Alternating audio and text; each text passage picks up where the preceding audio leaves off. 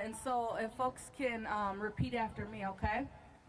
It is our duty to fight for our freedom. It's our duty to fight for our freedom. It is our duty to win. It's our duty to win. We must love each other. We must love each other. And support each other. And support each other. We have nothing to lose but our chains. We have nothing to lose but our chains. It is our duty to fight for our freedom. It's our duty to fight for our freedom. It is our duty to win. It's our duty to win. We must love each other. We must love each other. And support each other. And support each other. We have nothing to lose but our chains. We have nothing to lose but our chains. All right, everyone. Good evening. Thank you for being here and tuning in. My name is Stephanie Ortiz, and I'm the co-founder of Black Lives United Green Bay, a grassroots community group with a mission to unite folks of color and our comrades in building a beloved community. In partnership with Malik Lynch, I have served as Mr. Niko's representative throughout this entire process. We decided to hold this community update live because it's important that everything shared tonight comes directly from us, in our own words, without being edited down, taken out of context, or filtered through someone else's lens. Over the past several weeks, we've sat through meetings where decisions felt predetermined, where narratives were shaped before facts were reviewed, and where our statements were clipped and misrepresented. In that environment, those of us supporting Mr. Niko Sila have sometimes been portrayed as withholding information or being less than transparent. Say it louder. Tonight is about correcting that. This is our opportunity to walk our community through the full picture, openly, clearly, and respectfully. Our purpose tonight is to ensure transparency, accuracy, and community awareness regarding everything that has taken place in the process involving Mr. Niko. Our outcome is to keep our community fully informed as this process continues to unfold so that families, students, and supporters have access to the same facts and timeline that we do. Our process will be simple. We'll walk through the timeline of events and the core allegations that have been raised. We'll share evidence, student voices, and research that respond to each of those allegations and provide needed context. We'll outline what comes next from our perspective, both procedurally within the district process and within our broader community efforts. And finally, we'll open up the floor for questions from media to ensure that this conversation remains as transparent as possible. Our commitment is to truth, accountability, and care, and to making sure that our students and community understand what's happening, why it all matters, and how we will continue to stand together through it. We're going to start off with a timeline of what has happened. The first due process meeting took place on Thursday, October 16th, the day before East High School's biggest football game of the year, that if won, would have advanced them into the playoffs for the first time in, I believe, 10 years. At that time, 18 years for the first time in 18 years. At that time, Mr. Sila's representative was Mr. Malik Lynch, another brother that has been wrongfully terminated from this district. 8 allegations with a total of 57 alleged comments and questions related to each allegation were presented under Board Policy 522, Staff Conduct, and 522.6, Staff Student Relations, all tied to his dual role as Manager of Engagement, Attendance, and Advocacy, and head varsity football coach. The 8 allegations were, in this initial meeting: 1, divisive or unprofessional comments about staff or administration. 2, divisive or unprofessional comments towards staff. 3, intimidation of colleagues. 4, intimidation or manipulation of students and lack of professional boundaries. 5, use of profanity with students. 6, inappropriate physical consequences during football practices. 7, lack of training and supervision of monitors and providing incorrect attendance processes and procedures to monitors. 8, giving rides to students in his personal vehicle. On October 22nd, I, Stephanie Ortiz, joined as his representative. In this additional meeting, 2 more allegations were added. 9, violation of the district's no contact order by communicating with students while on administrative leave. 10, inappropriately updating and altering student attendance in Infinite Campus. During the same meeting on October 22nd, Although I was told my role was to listen and take notes, I asked, who is Niko's supervisor? Folks pointed to Miss Lip, who was present in the meeting. I then asked, have you ever provided ongoing training or check-ins on how Niko was managing attendance? She replied and openly admitted in front of HR consultant Mary and Cindy Olston district staff that Niko was never formally trained or onboarded for attendance entry or protocol. On October 27th, at another due process meeting with only legal counsel Melissa and district staff Cindy Olson, in this meeting, we submitted a 10-page written response to every single allegation, drawing on over 100 student and community testimonials from our student and community protests held right here. We offered academic research and Niko's perspectives of the allegations.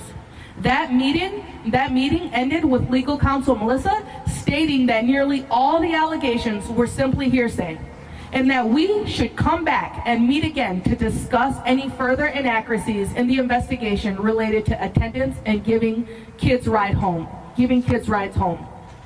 On October 30th, we returned, expecting to discuss new information before any decision. I shared with them additional responses specifically to the allegations of attendance and driving kids home in his personal vehicle. Instead, a resignation packet was already waiting on the table.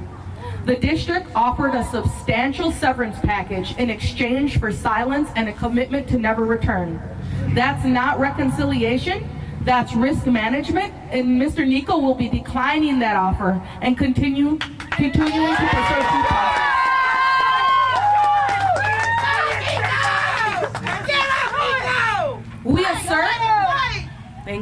We assert that if progressive discipline had been followed, written expectations, warnings, improvement plan, we likely wouldn't be here wasting taxpayer dollars on this entire investigation.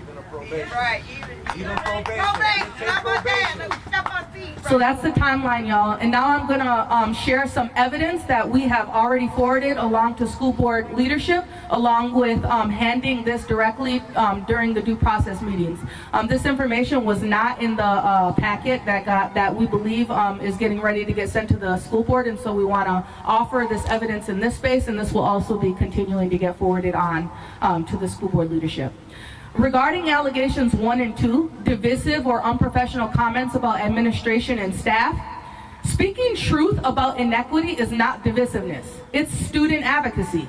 When Niko has expressed frustration, it has been about policies and practices that fail students, not personal attacks on administrators.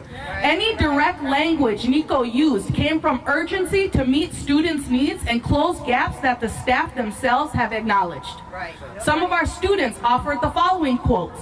He's the only admin who makes us feel like our opinion is cared for. He's the reason we still believe someone in this building listens. He pushes adults to see what kids really go through. And he challenges people, but always for the right reasons. We offered research that students with a trusted adult at school are 52% more hopeful about their future. Relational leadership that centers student voice reduces suspension and dropout rates for students of color by up to 40%. According to the Burns-Van Fleet external analysis, district leadership is already perceived by principals and staff as disconnected from the actual problems of practice within the Green Bay Area Public Schools.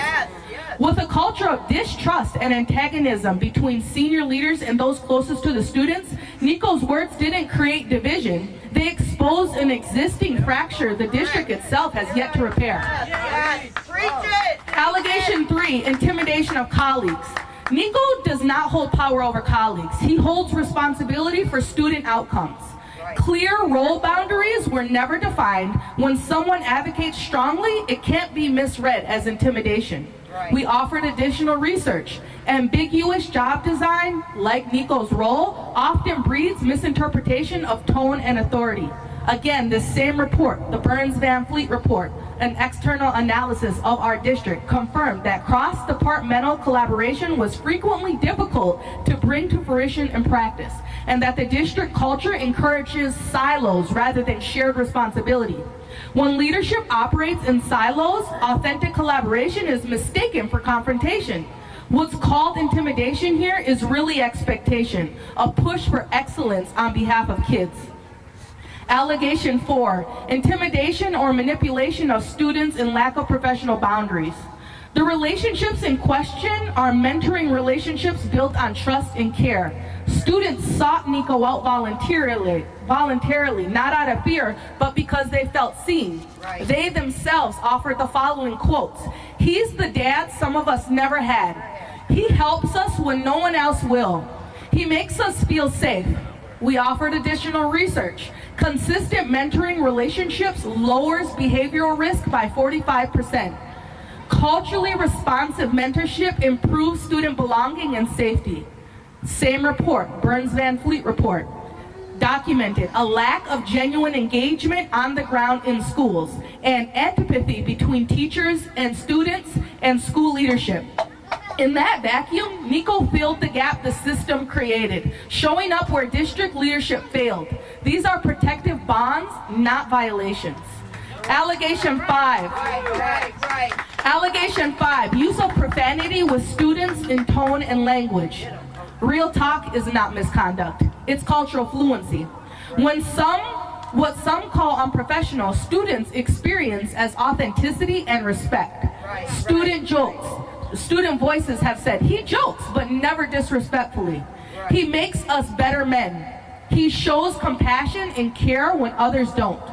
More research. Culturally relevant communication increases engagement and trust. Students with emotionally honest adult connections show greater resilience and motivation. Same report. Same report.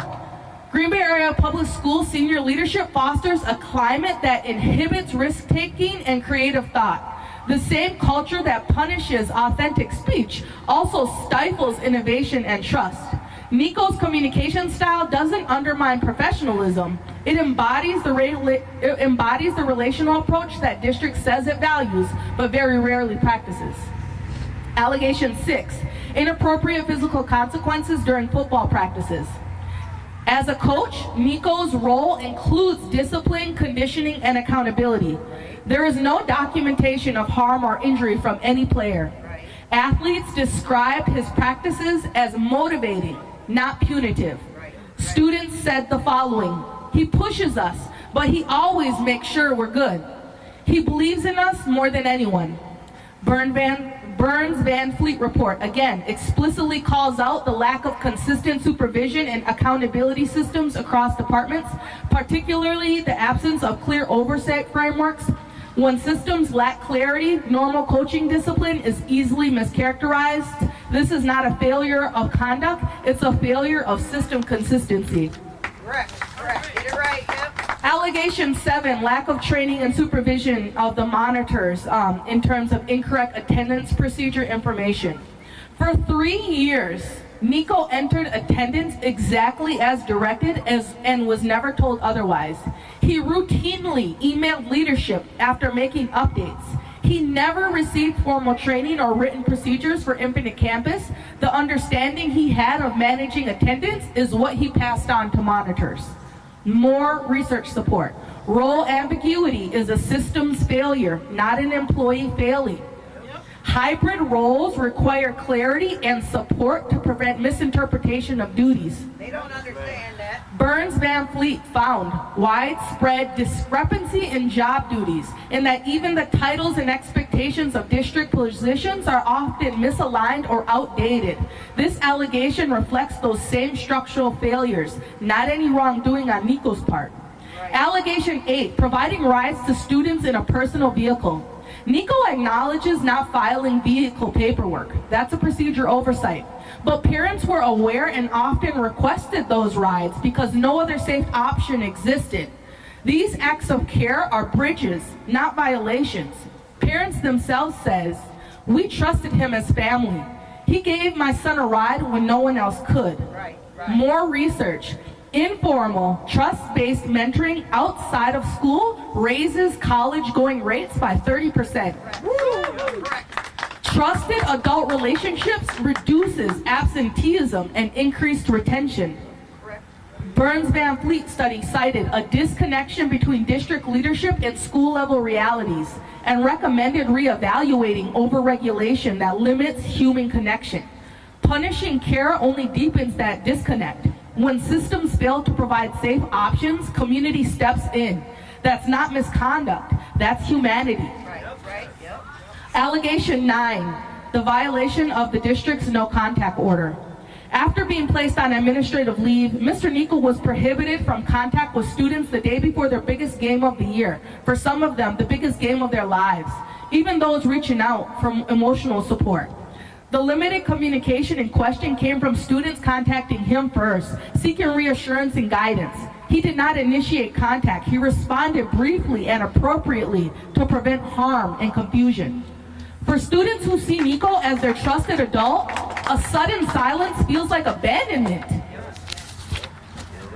This highlights how restrictive the no contact order was and how it prioritized procedure over student well-being.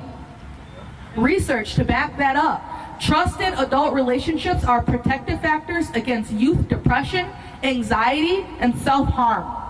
Burns Van Fleet concluded that a district leadership operates with a culture that often inhibits risk-taking and creative thought, as mentioned previously.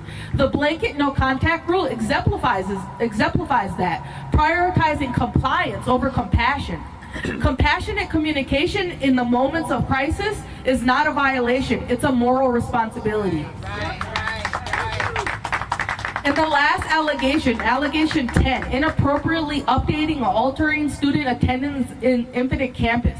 The attendance updates in question were not secret or deceptive. Niko has handled attendance this way for 3 years under the discretion to help update attendance and has regularly notified administrators afterward. No one ever indicated that these updates were outside of his role until now. Research support again, when hybrid roles lack formal training, discrepancies are common, not malicious. Clarity, not punishment, resolves procedural inconsistency. This issue is not about dishonesty. It's about the district's failure to define and support a role it created. What his record actually shows. On April 15th, just this year, Niko received a formal performance evaluation for Principal Lit. In that evaluation, he met expectations in every category, including attendance and communication. The evaluation notes that he conferred with staff, students, and parents regarding attendance and meets expectations, performs scheduling and record keeping as directed by the principal, and responds to feedback when inconsistency arises. There were no warnings, no improvement plan, and no disciplinary history until this. So we have to ask, when did attendance suddenly become a disciplinary concern? And why were no progressive steps taken before recommending termination? Right. We want to know. The real harm. Every day that Coach Niko and Mr. Niko remains out of this building, students lose access to their mentor, their advocate, and their sense of belonging. If you haven't noticed, take a look at the news and Green Bay crime reports. Seniors are missing recruitment windows. Senior football players are missing recruitment windows. Families have lost their connector. The culture of care he helped rebuild following the rupture after pushing out Dr. Tiller has been interrupted. It isn't just an employee issue, it's a community issue. Right.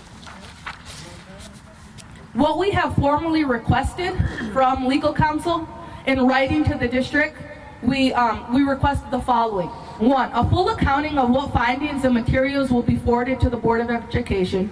2, the opportunity for Mr. Sila to submit a written packet or a statement before any board vote. 3, confirmation of a board meeting date and whether he or community will be permitted to attend or speak. 4, a complete summary of the investigation, who was interviewed and what concerns were validated or dismissed. 5, all documentation of prior role expectations, trainings and performance evaluations related to the allegations.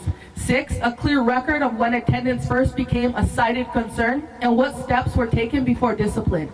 A closing date, and 7, a closing date for the investigation and assurance that Mr. Sila receives a copy of the final report. These are not extraordinary requests, they are standard procedural expectations for due process and fairness.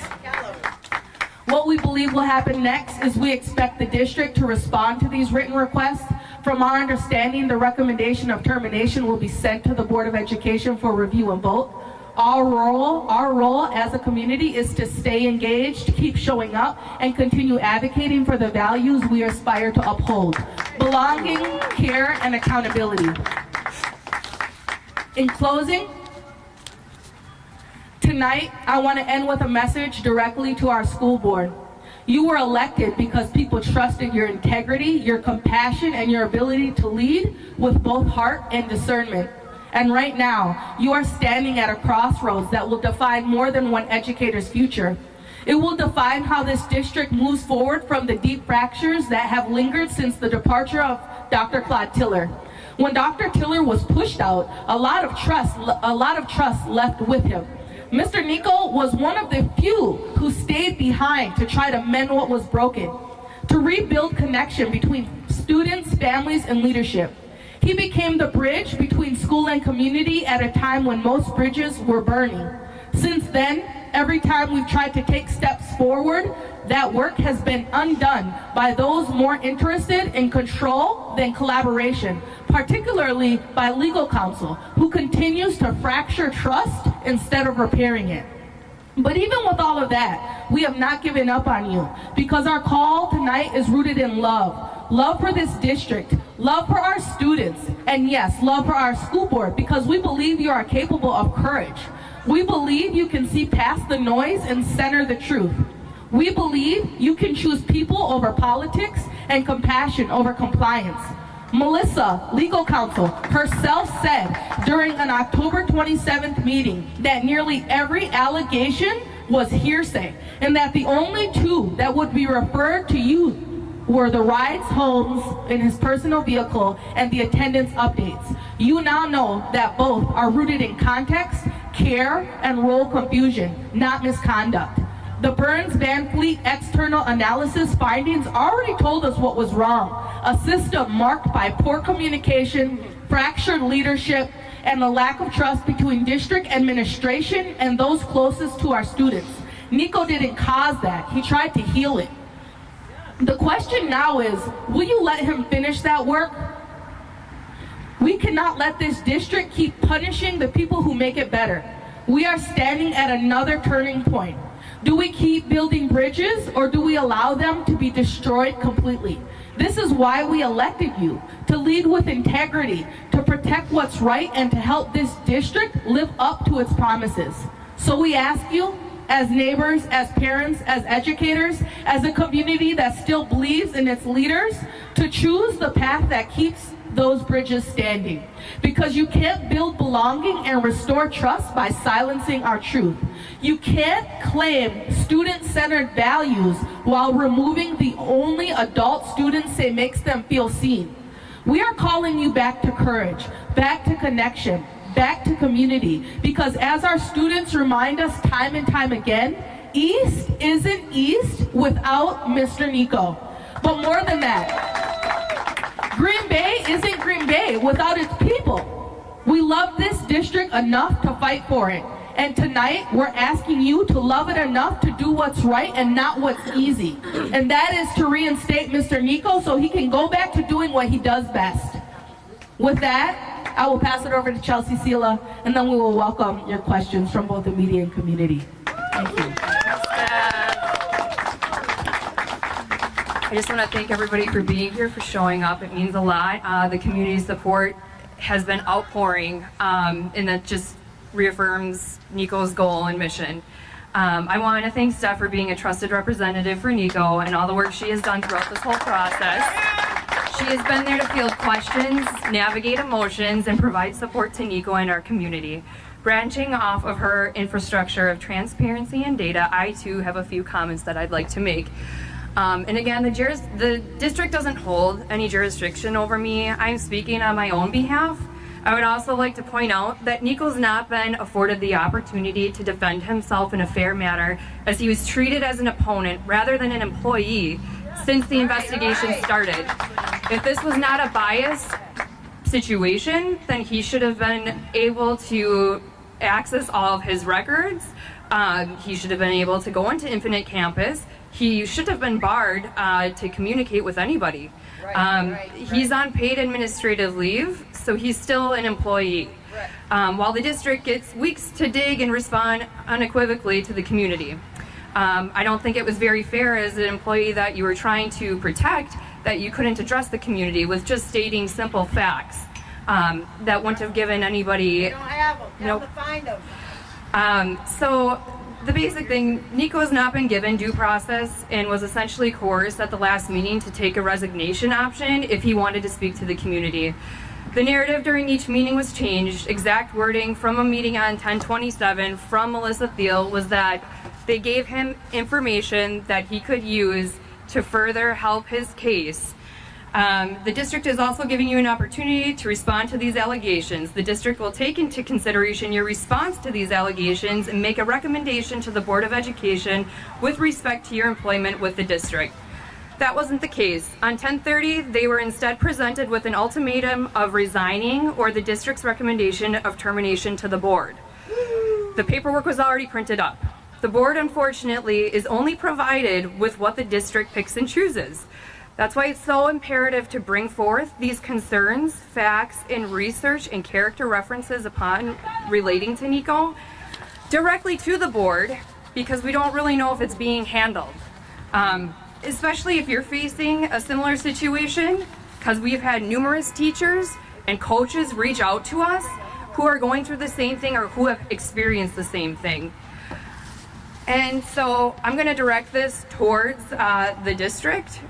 I'm done entertaining the district's reindeer games and fear-mongering tactics. Tell them, Barry. I know my husband, the community knows my husband, and the intent of these allegations and alleged violations are well known also, no matter what picture that the district wants to paint or what context it's used in.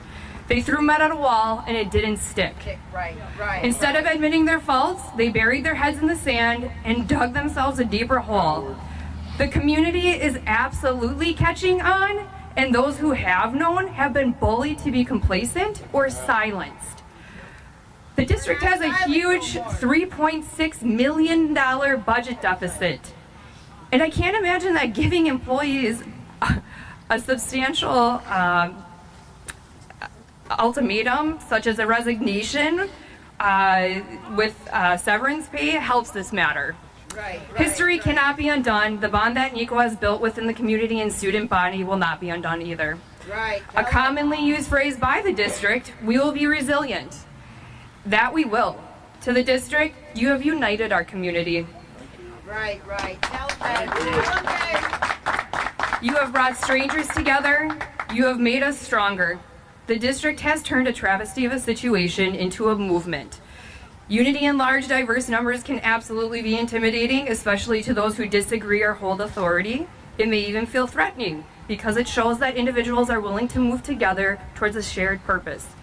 The shared purpose in our community is our kids. It's our children. I feel that it is imperative to reach out to the kids in this district and ensure that they feel safe, that they feel heard, and that they feel understood. Niko will not be accepting a resignation or severance deal, regardless of the denomination. He is not absconding away, and he will not be silenced. Niko is a firm believer in the man up above and understands that whatever the outcome may be, it certainly happened for a reason. God will put you back together in front of those who broke you. Niko will continue to be the voice for the voiceless, and it will not fall on deaf ears. Thank you, Kathy. We want Niko! We want Niko!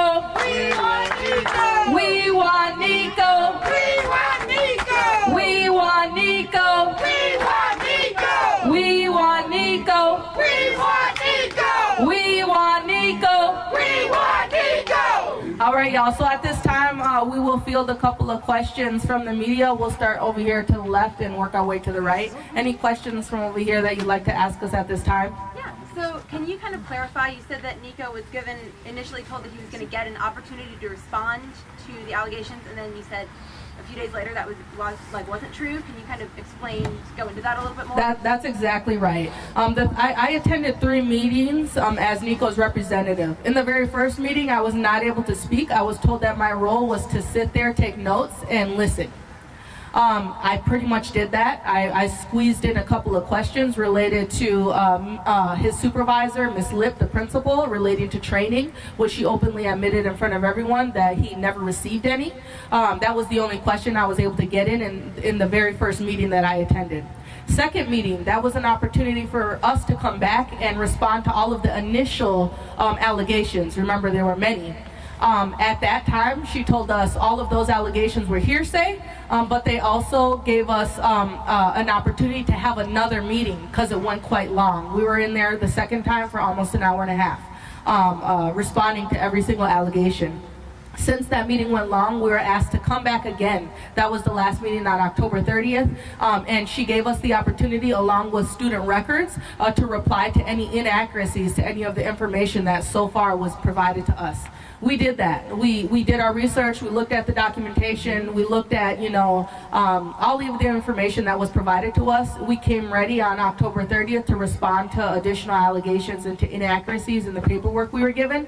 And that was not what the meeting was like. We literally got in there. There was a staple packet already ready. We had the opportunity to speak a bit to some of the things. And then I asked Melissa, the legal counsel, directly. I said, is that printed packet already made up? And does that include his decision that you've come to? And she said, yes, we've already made our recommendation. And so at that point, I certainly asked, like, why did you waste our time coming to this meeting? We could have been, using our energy to do the next community organizing thing. And she tried to roll it back and say, well, there is still an opportunity, for things to be changed. But at that time, they offered the resignation and severance packet, and it was the two options. And we had 7 days to respond. Who's Mary Blahnik? Mary, from my understanding, she was only in the very first meeting. She was the HR consultant that I guess got pulled in to help. I'm not sure how that works. She's supposed to be retired. That's what we were resigned or retired. I also looked at And her she LinkedIn, wasn't and she in doesn't any have further very much meetings. HR background. Free? Yeah, we don't know. Yeah, she was the HR consultant. She was only in the very first meeting that I was in. The second and third meeting, that was Melissa from legal counsel and Cindy Olson from the district. And Mr. Malik, you want to come on up here? Huh?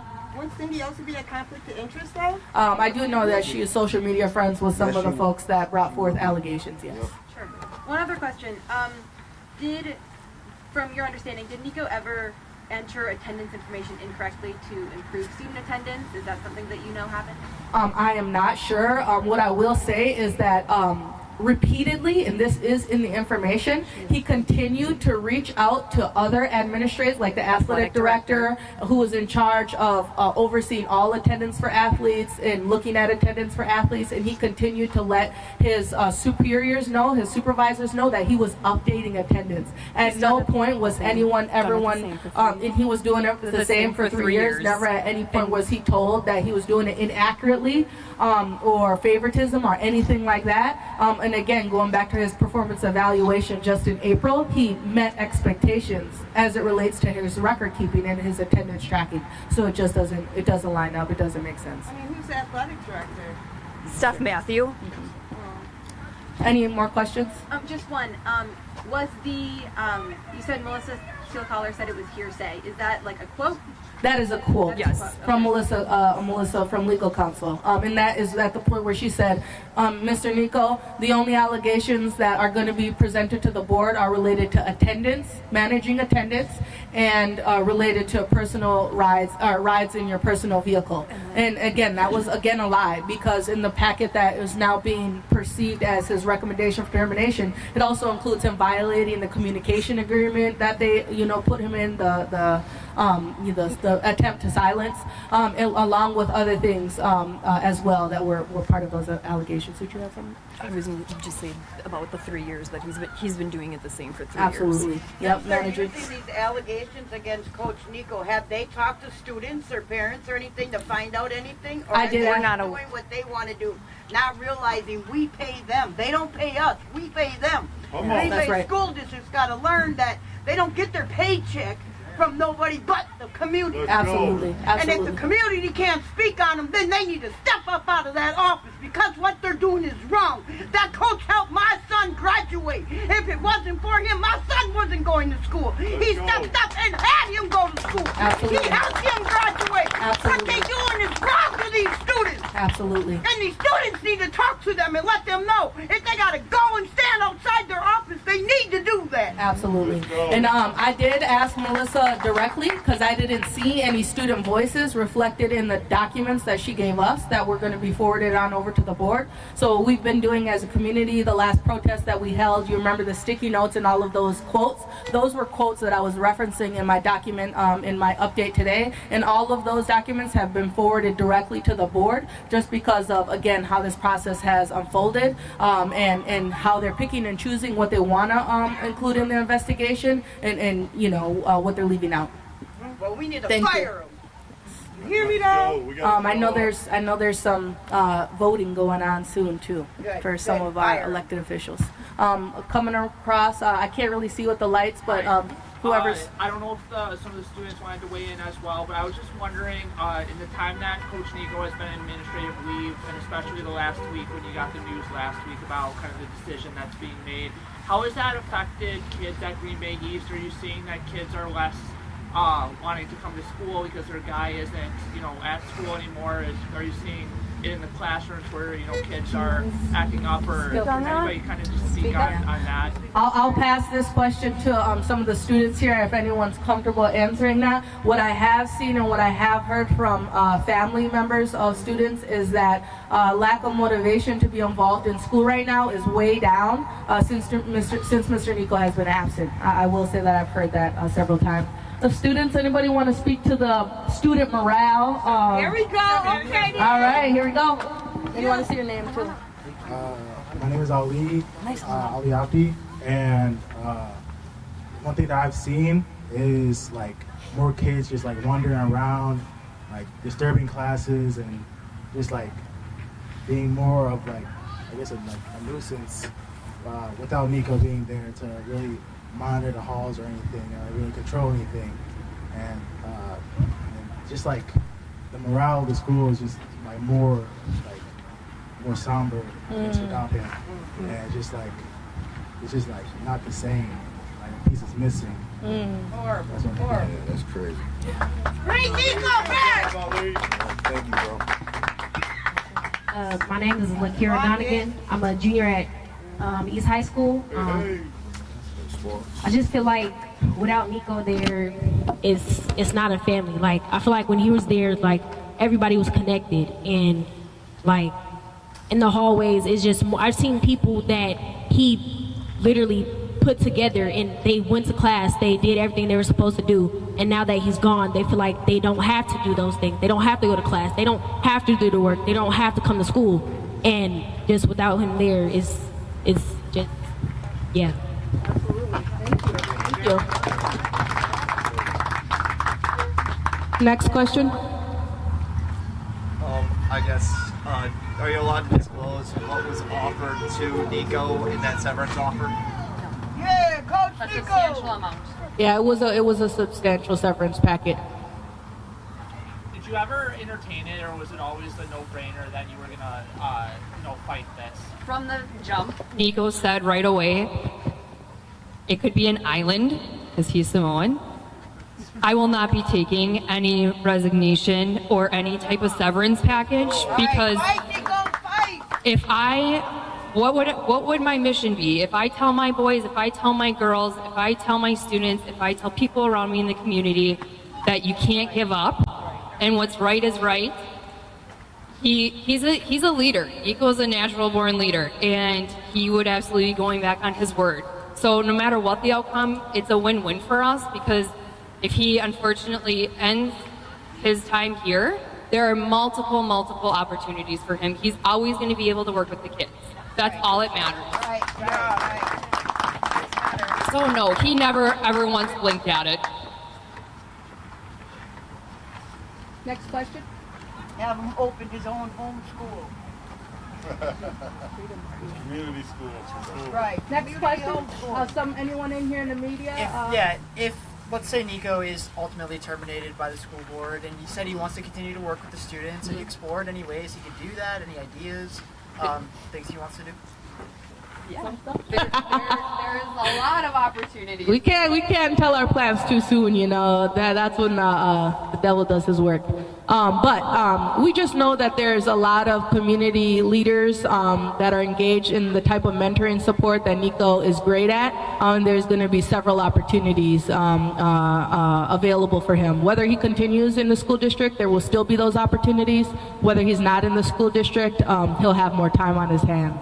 And so I will say that there are some collaborative efforts happening for a pretty large building not too far from East High School that will very likely be a community wellness hub that will include mentoring, and that's something that Mr. Niko is passionate about. And I know we got a Representative Malik Lynch here, and I don't know, Mr. Malik, if you want to say a little bit about how you turned your situation with the district into an opportunity to mentor our young people, right? Because over and over again, our mentors, our youth advocates have been getting pushed out of the district because they don't understand cultural fluency. And so my brother here was in the district doing really great work, and unfortunately he was pushed out. And he didn't let that stop him. He started up his own mentoring company and has continued to find ways to impacting families and students. So Mr. Malik, you want to talk a little bit about your mentoring work? How y'all doing? I'm Mr. Malik Lynch. Yeah, I was pushed out the same way. Like I told Mr. Niko when he first started dealing with these things, I told him exactly how it would happen. The proof that they would try to come up with out of all of the allegations that they had, because I sat in with it on the first meeting with him.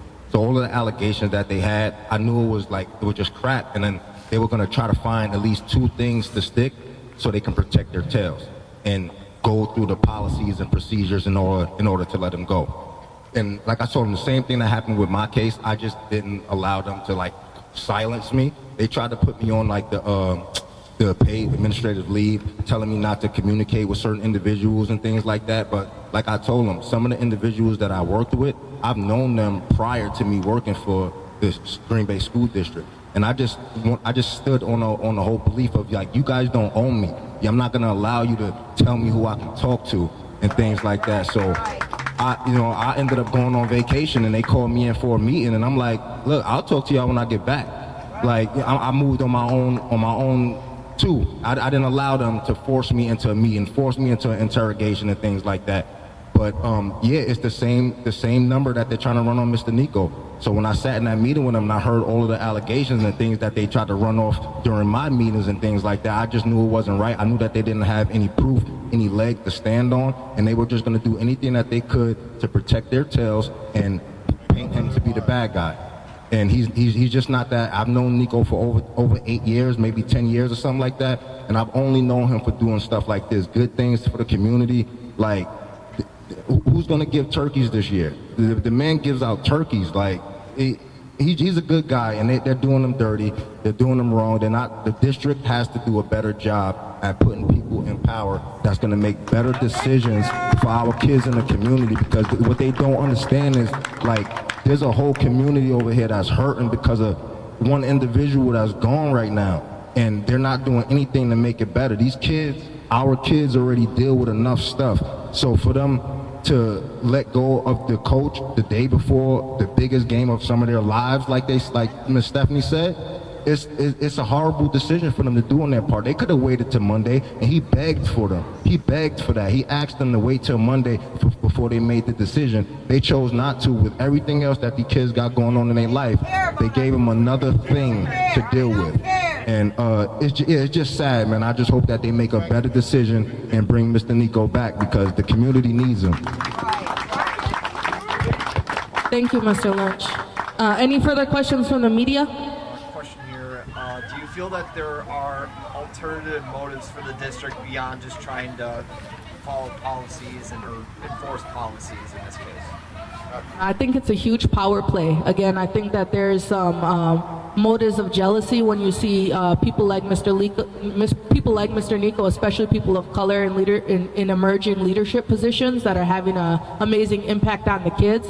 I think that there, again, are some other folks in the school environment that were out to get Mr. Niko. So I do believe that there was some ulterior things going on as to how this all laid out. I think ultimately the district likes to play power games and assert their power and authority in every which way that they can. Yeah.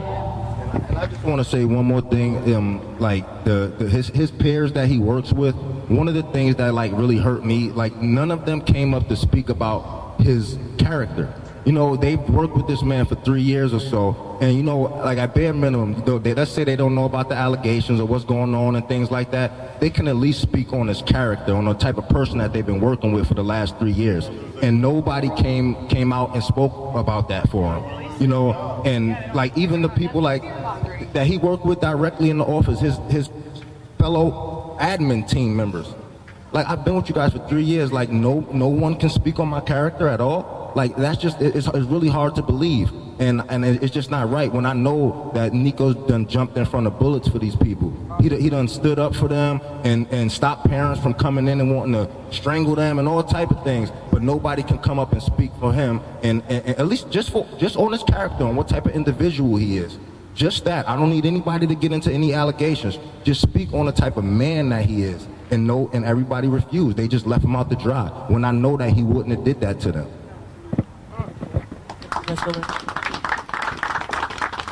Any further questions from the media over here on the right? No? All right, coming back over here. Question. Is there any link that you guys see with last spring's Claude Taylor situation? This is my personal perspective that they've been out to get Mr. Niko since that situation. Again, going back to how sometimes administration in the district likes to play power games and authority games and put people in their place. I think that dissenting voices they try to silence. And so knowing that he was involved and closely connected to the situation that transpired with Dr. Tiller, I think that ever since there have been folks in the district and in leadership positions that just don't want them here. I think that I try not to follow all the comments on social media, but I've seen a couple of other previous district employees say similar things, that they are just out to get him. They just don't like his style, his communication style, and how he's able to connect and care for the kids. And I'm not sure why. I think that says more about them than Mr. Niko. Are you able to let the media know that any of these charges aren't against him, like towards child, touching kids or something like that? Because on the media, a lot of people are asking that question. Thank you for bringing that up. In fact, I actually sent an email to Vicky Bear right away. I said, can you just do us a favor and can you please clear the air and say that there was no sexual allegations, that there was nothing to do with drugs, alcohol, anything like that. Right. The response I got was, that's a great idea, Chelsea. I'll come up with a statement. In the morning. As to which none of it was addressed, that it was still a personnel matter. So again, the speculation and amongst the community and again causing division amongst the community is what she caused. Right. The district rather, not, and again, don't put the board and the district hand in hand. The board is not aware of all of the allegations going on. It's what the district paints for the board. So that's why our voices are so imperative. There is a circulating flyer that Steph made that has all the board members' emails on it. It has the Burns Van Fleet external analysis on it, which is very, very important to read. It's public knowledge as well. You can get it open public records via public records. But it's done. The people are aware of what's going on. The community's aware. It just takes somebody to speak out.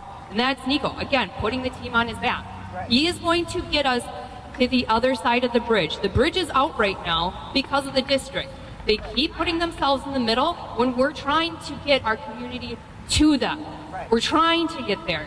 But the bridge is out, filing an alternative route. That's what the district is doing. And it's just going to get exposed. more and more people will hopefully have the confidence to come forward. Yeah. Any further questions from the media?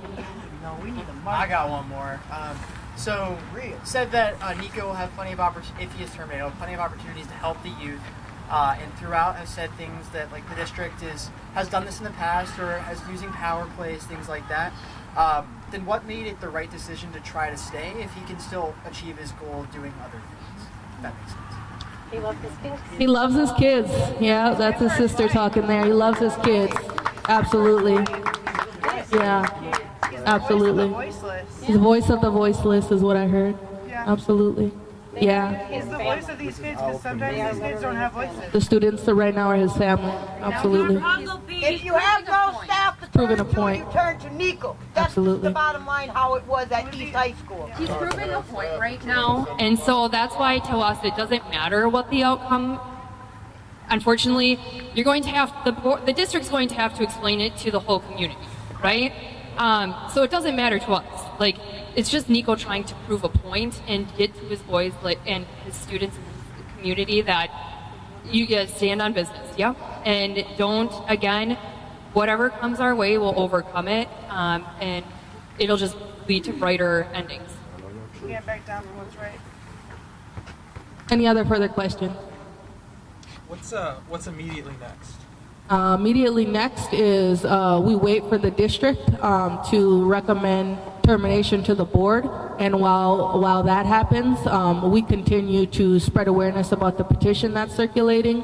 We continue to get educated on the external analysis document that's been available to us since Dr. Claude Tiller was here in regards to all the systemic issues going on in the district, so we can hopefully strategize around making it better. But again, the petition is circulating. We have time to do some education and some, grow our knowledge about how things are working in our school district that we use our tax dollars to pay for, to go well. And I still think that we are waiting clear information about when the board meeting will be, whether there will be an open or closed session. I wouldn't be surprised if they close it, like how they did with Dr. Claude Tiller. But even then, there was an opportunity for community students, teachers even, to speak. And so as soon as that date gets announced and they follow up with our communications, they haven't been as responsive as I would like, but we hope to have the date of when the school board meetings will be, and we'll circulate that to community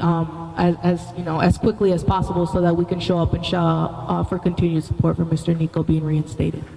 Yeah. We got the whole nation watching this one. And yeah, we got the whole nation watching this one for sure. Yeah. Any other further questions from the media about this? I think, again, a key point that we've been trying to make throughout this whole entire process is there's been no progressive discipline. There's been no progressive discipline. He just had a performance evaluation. He just had one in April, saying he was doing everything right. He was meeting expectations in all of these areas. So how are these allegations just coming out of nowhere? And it's really frustrating and concerning about how there was no progressive discipline. There was no performance improvement plan even offered in regards to these, giving kids rides or managing attendance situation. So that was a key point for us. Like, you don't just fire someone as great as Niko for procedural things that you never trained him on. And so that's again a district failure. Absolutely. It says more about the district's lack of training and consistency with onboarding protocols than it does about how Mr. Niko models care in our district with our students and families. Are they able to hear what's happening right now? We'll be. This is going to be transcribed. This is in a public domain, so we will send it to them. We will continue to encourage. We're hopeful that with all the media attention. Absolutely. There's emails on the flyers that are, being disseminated. And go ahead, come on up. This will maybe be our closing. We'll see. All right. My name is Karen Williams, and I've dealt with the Green Bay School District, and they already know I'm a mean dog. I hate to say it, but I'm that person.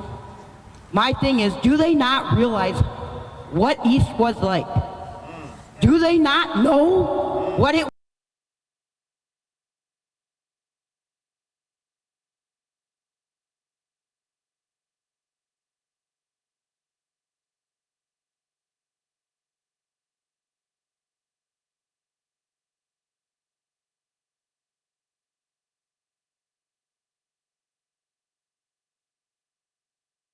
have graduated. My son wasn't going to school. For 2 years from Coach Niko helping me. My son's father passed away of cancer 11 years, well, it's 15 years now. Without his father around, he helped me. If it wasn't for Niko, I was in tears. I was asking, you know who I was asking? The Green Bay Police Department. For help, wasn't getting it. Does the district not understand? Niko steps up in places where there are not fathers that will help these mothers get these kids to school, get them to graduate, know what sports is like.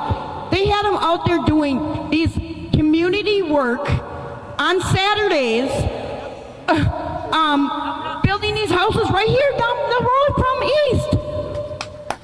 That's community service. Do you not realize that helps these students know that there's responsibility involved in this world? And it's not just school, it's after school. This is some of the things we have to do.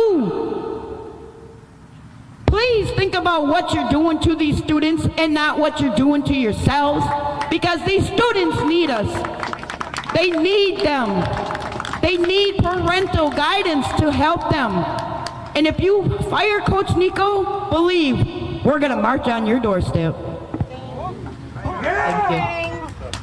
Any further questions from the media? Go ahead. So in the district's most recent statement, they said that an incomplete list of allegations were shared. Is this the complete list of allegations from your understanding?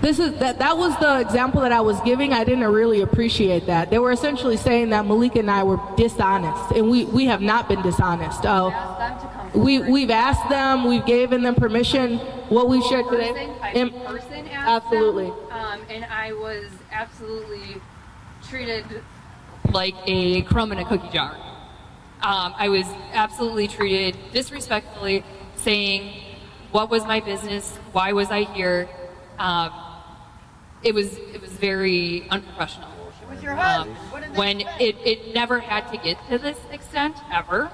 Niko's not about this. Niko does not want any of this. He never did. He's not frustrated. He's confused. Like, we're confused about the whole situation.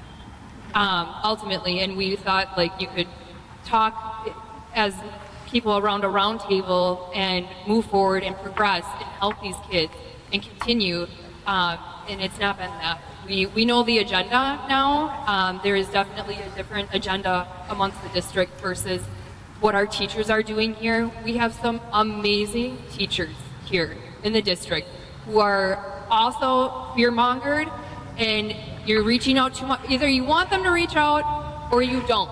You want them to grow a relationship with the kids or you don't.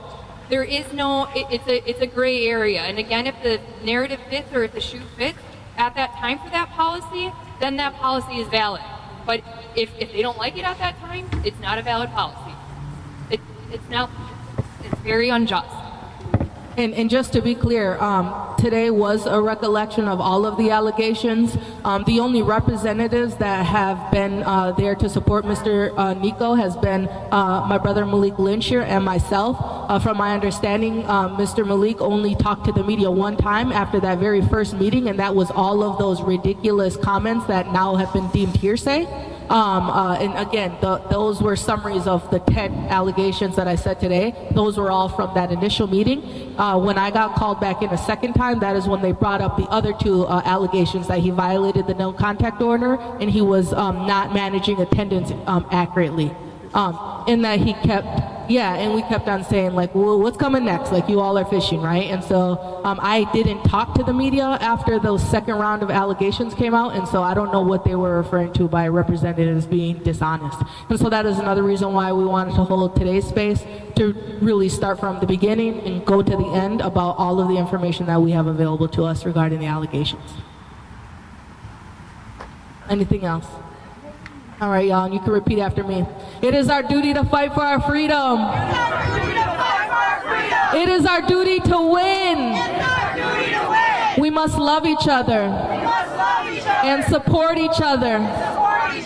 We have nothing to lose but our chains. It is our duty to fight for our freedom. It is our duty to win. We must love each other and support each other. We have nothing to lose but our chains. We have nothing to lose but our district office. Reinstate Niko. Reinstate Niko. Reinstate Niko. Reinstate Niko. Reinstate Niko. Reinstate Niko. Reinstate Niko. All right, y'all. With that, much gratitude for folks coming out. Appreciate the media for covering the story, and more soon. We'll keep folks involved as we get more information about what's coming next. Please circulate that petition. Educate yourself on that Burns Van Fleet report. It's an external analysis of the school district climate, and let your friends, family, and folks in your spheres of influence know that we're going to have to show up and show out to the board meeting and let them know to reinstate Mr. Niko, give him another opportunity to get back to doing the work that he does best. Thanks, everyone.